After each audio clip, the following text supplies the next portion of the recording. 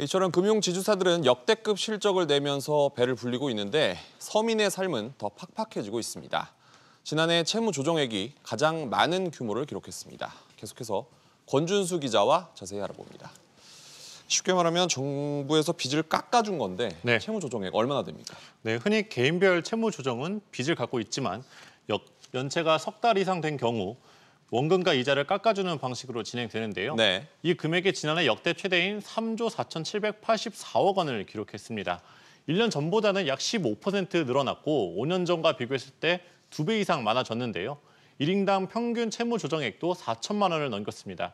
채무조정 대상자도 매년 꾸준히 늘고 있는데 지난해는 무려 86,225명으로 역대 두 번째로 많았습니다. 원래는 빚을 못 갚는 경우 먼저 상환 기간을 늘려주지 않습니까? 맞습니다. 그런데 그래도 부족했던 모양이죠? 네, 신용회복위원회에 따르면 부동산 같은 담보가 있지 않은 이상 일반적으로 채무 상환은 8년까지 연장이 가능합니다. 네. 빚을 갚는 기간을 늘려주는 것 외에도 이자만이라도 갚게 하는 방식이 있는데요.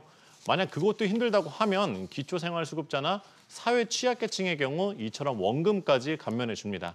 올해는 채무 조정이 더욱 늘어날 것이라는 분석이 나오는데요. 들어보시죠. 네.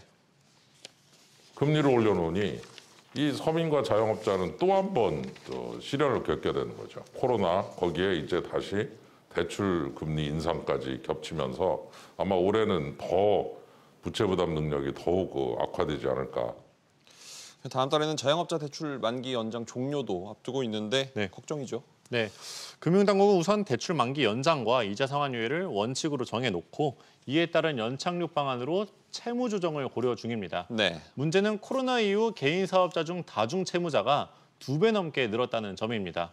다중 채무자 27만 명의 대출 잔액이 157조 원을 넘다 보니 1인당 평균 5억 7,600만 원가량의 빚을 갖고 있는데요.